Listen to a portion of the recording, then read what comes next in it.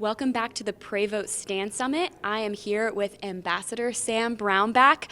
Ambassador, it's so good to have you here. Oh, it's my pleasure. And the Pray Vote Stand has been a wonderful entity in the years. I've spoken at it several years, and just really brings together a lot of really hearty, good people that are interested in how to improve the country and improve the culture of America. I agree, and we're so glad that you get to be one of our speakers today. Now, Ambassador, from what I understand, you have a long list of titles that you've held. You've been a senator, you've been a governor, you've been a lawyer. I'm sure that's not even an exhaustive list, but I can't even imagine. What will you be talking about tonight? Well, I'm going to be talking about what's happening in the United States on religious freedom and the losses of it here. After I got done internationally working on it, I came home and started looking at things, and we're getting all this crowding in and religious freedom taken away here. You've got some college campuses where Christian groups can't organize and use the public facilities there, the public meeting rooms that they have.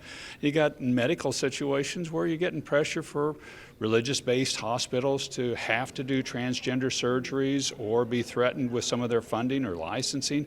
You're getting all this crowding in on religious freedom, and this is people's constitutional right.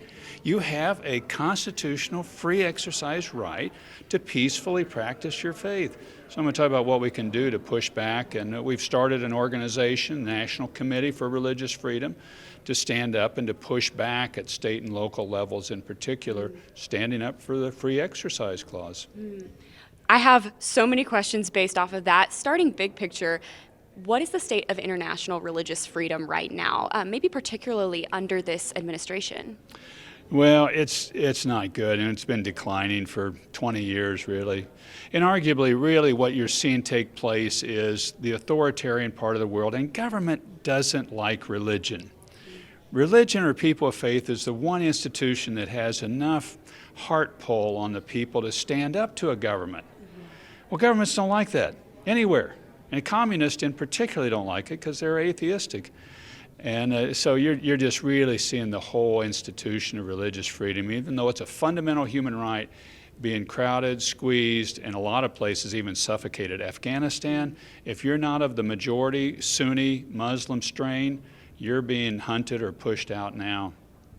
Wow. So I heard you talking earlier about kind of the state of religious freedom in America. I mean, one of the things that makes America so beautiful is that we do have the freedom to worship, but I heard you talking about it being encroached upon. What is the state of religious freedom in America, and how are we seeing that maybe disappear?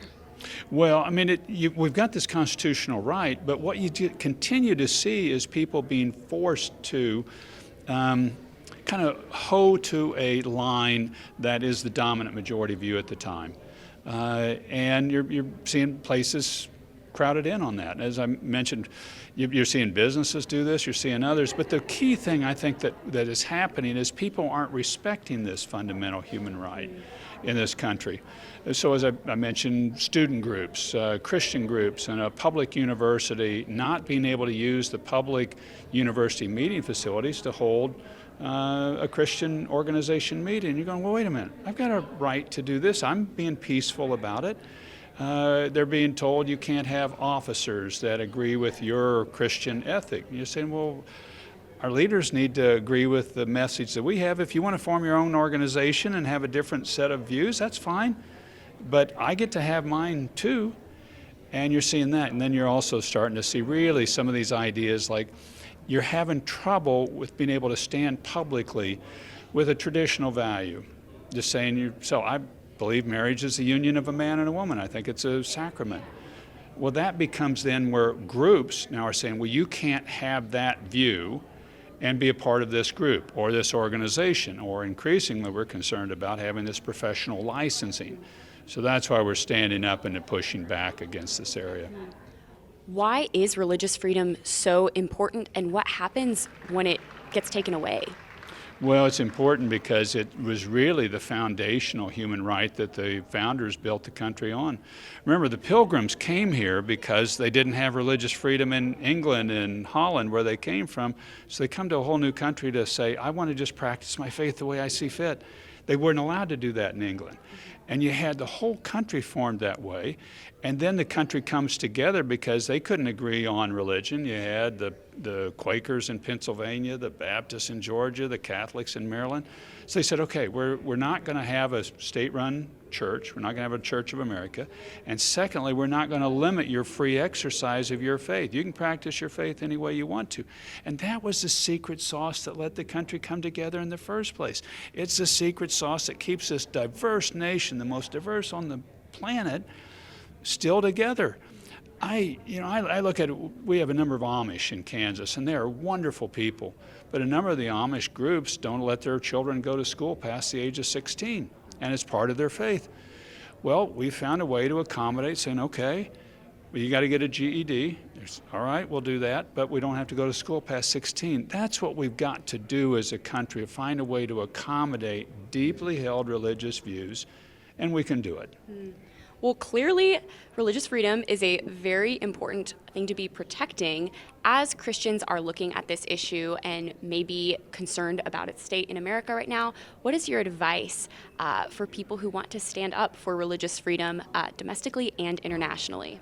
Well, your first advice would be to run for office. Run for your school board. Get on the school board and then ask people, put up a motion to say, I don't think we ought to teach sex education over the age, or under the age of 6 in school. Put a motion up. Have people vote on it. And then get involved and ask candidates, where are you on religious freedom? Are you going to stand for my right to declare publicly that I think life begins at conception, or that I think a boy is a boy and a girl is a girl? I want to believe it, and it's part of my belief that God created them male and female. And start asking and start putting those issues forward. And then they can join the organization we formed, this National Committee on Religious Freedom, because we're organizing state affiliates for people to organize and to push in states, push in Arkansas, push in Virginia, push in Georgia, the issues that develop there, because each of these are going to develop differently at different state and local levels. And I hope they pray as well, because we've really got to pray into this. Ambassador, thank you so much for being here. Really excited to hear what you have to say on the main stage. Thank you.